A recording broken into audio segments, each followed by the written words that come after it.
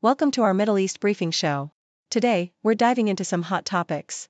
First up, Harvard University is taking the Trump administration to court, fighting back against a massive freeze on over $2 billion in federal research funding. They argue that this move violates their First Amendment rights and academic independence, especially after Harvard refused to follow certain government demands. Next, in a battle over free speech, Harvard is also suing over the $2.2 billion in research grants that were withheld because of disagreements over campus protests and diversity programs.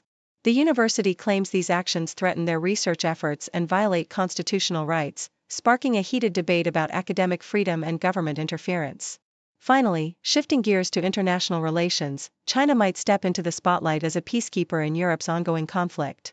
With Russia gaining ground and NATO facing challenges, experts believe China could play a key role in stabilizing the region, signaling a significant change in global power dynamics. Please continue to watch for the full stories. The Harvard Crimson vividly reports the university's bold legal challenge against the Trump administration's aggressive freeze on over $2 billion in federal research funding, emphasizing the university's stance that these actions threaten academic independence and free speech. Harvard's lawsuit vividly portrays the government's demands as an attempt to manipulate university policies, particularly in response to protests over Israel and Palestine, which the administration claims are tainted with anti-Semitism. Harvard's president, Alan Garber, passionately defends the institution's right to academic freedom, asserting that the government's actions are arbitrary and violate constitutional rights, framing the dispute as a fight to preserve the integrity of scholarly research and free expression amid a politically charged atmosphere. The Independent offers a compelling narrative highlighting the broader political clash, portraying Harvard's lawsuit as part of a larger ideological battle between the federal government and elite universities. The article underscores how the Trump administration's demands extend beyond funding cuts to include sweeping restrictions on diversity and inclusion programs, with claims that Harvard's refusal to crack down on student protests and scrutinize international students' opinions has led to punitive measures.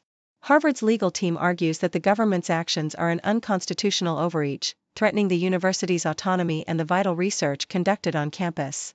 The piece paints a vivid picture of the tension between civil rights, free speech, and government authority, framing Harvard's legal fight as a principled stand against political interference in higher education. Al Jazeera provides a detailed account of Harvard's legal confrontation, emphasizing the university's assertion that the government's actions are unlawful and beyond its authority. Harvard's President Garber describes the funding freeze as a violation of legal norms, stressing that the administration's demands are rooted in unfounded allegations of anti-Semitism and political bias. The article contextualizes the dispute within the Trump administration's narrative that protests against Israel's military actions are inherently anti-Semitic, contrasting this with Harvard's stance that such protests are protected free speech. It also notes the broader implications for American higher education, with other institutions like Columbia succumbing to lesser demands, illustrating the mounting pressure faced by universities. The piece underscores Harvard's principled resistance, portraying it as a crucial stand for academic independence amid a politically charged climate.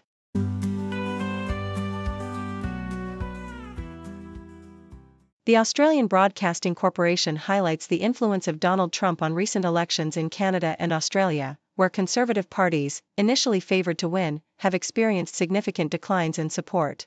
In Australia, the coalition's rise was halted after Trump's inauguration and trade war, while in Canada, the Conservative lead evaporated as Prime Minister Justin Trudeau's staunch stance against Trump's policies and threats to Canadian sovereignty galvanized voters to support the Liberals. The connection between Trump's populist and nationalist rhetoric and the shifting political landscape in these countries underscores a broader global trend, with many voters expressing concerns over perceived betrayal by the U.S. and the influence of Trump-linked figures within conservative parties. Polls reveal a notable anti-Trump sentiment, especially among undecided voters, and political analysts warn that Trump's impact has caused dramatic, sometimes unpredictable, turnarounds in election outcomes, reflecting the deep emotional and strategic stakes involved. The South China Morning Post reports on Harvard University's legal battle against the Trump administration, which has threatened to cut federal funding and impose political oversight over universities accused of tolerating anti-Semitism and promoting divisive diversity programs. Harvard's lawsuit condemns these actions as arbitrary, unconstitutional, and an attempt to manipulate academic independence. The Trump administration justified its campaign by citing concerns over anti-Semitism and protests against Israel's actions in Gaza, which led to disciplinary measures at institutions like Harvard and Columbia.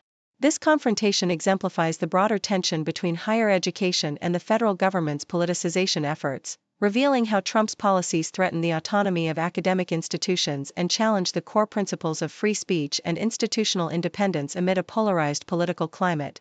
The South China Morning Post also explores the shifting landscape of European security amidst the Ukraine conflict and U.S. strategic retreat.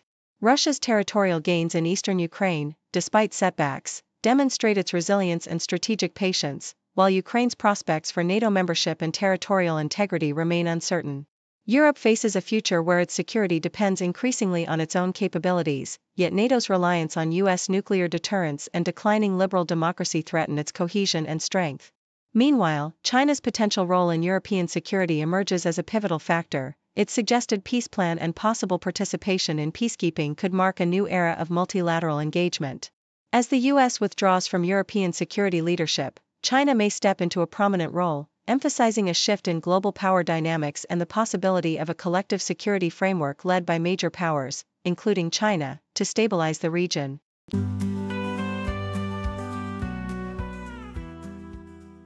The Al Jazeera report vividly details the shocking downfall of Nadine Menendez, the wife of former U.S. Senator Bob Menendez, who was convicted of participating in a bribery conspiracy involving hundreds of thousands of dollars in cash, gold, and luxury gifts.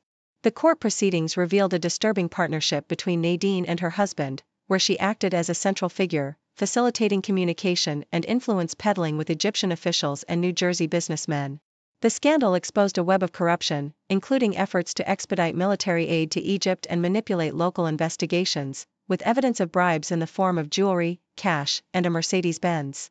The conviction, which followed Bob Menendez's own sentencing to 11 years in prison, underscores the depth of their involvement in this illicit scheme, making Nadine the first U.S. senator's wife to be found guilty of acting as a foreign agent.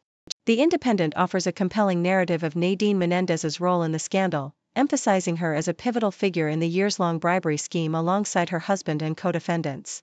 After a thorough jury deliberation, she was convicted on all 15 counts, including wire fraud, conspiracy, and obstruction of justice. Prosecutors painted her as the communication hub, orchestrating the exchange of bribes, ranging from gold bars to luxury cars, in return for political favors and influence over investigations. Her legal team pointed fingers at her husband, claiming she was the primary orchestrator, though ultimately both were convicted. The charges carry severe penalties, with potential sentences up to 20 years, and the case has cast a long shadow over the political careers of the Menendez family, highlighting the dangers of corruption at the highest levels of government. Meanwhile, Al Jazeera's coverage of Pope Francis provides a stark contrast, celebrating his legacy as the People's Pope who broke barriers as the first Latin American leader of the Catholic Church.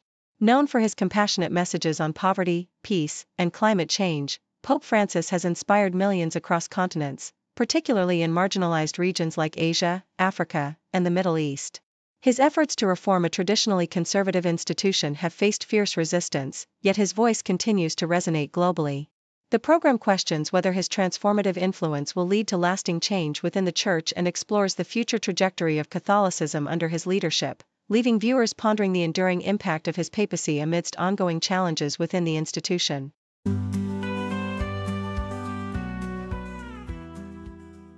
The Guardian reports that Gary Lineker believes the BBC wanted him to leave Match of the Day during his contract negotiations last year, despite his successful tenure and the BBC's praise for him as a world-class presenter.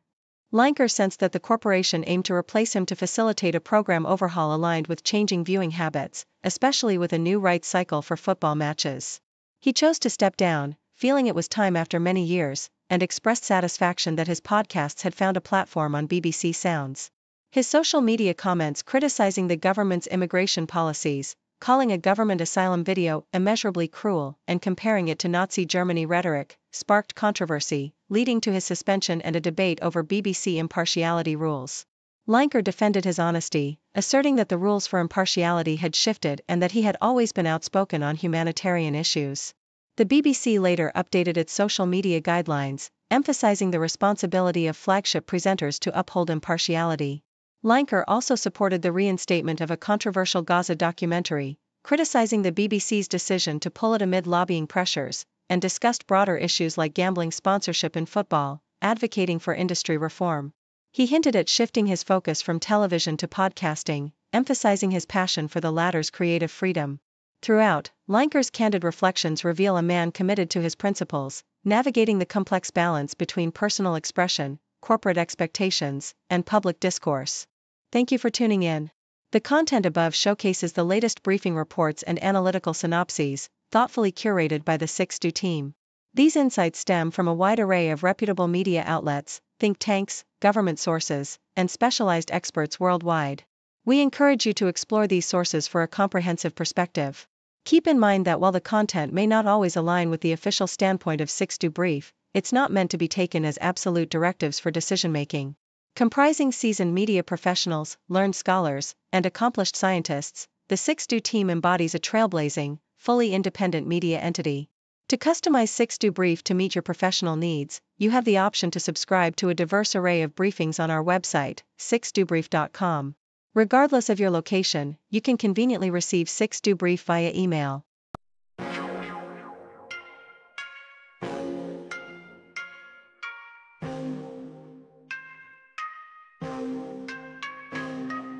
News breaks, buzz the ground, stories spin, walls come down, voices merge in the sound, faces mix in the crowd. Broadcasters paint the scene, world events on our screen, every link a different theme, words collide in the stream. 6 degrees connect the dots, background stories more than us. Hear the voices rise aloft, truth unveils in every spot. Cultures clash across the globe, spin the threads in a strobe. Every story wears a robe, truth and lies in their code. Journalists dig real deep, secrets out, they don't sleep. Every angle they will keep, in the news we take a leap. New perspectives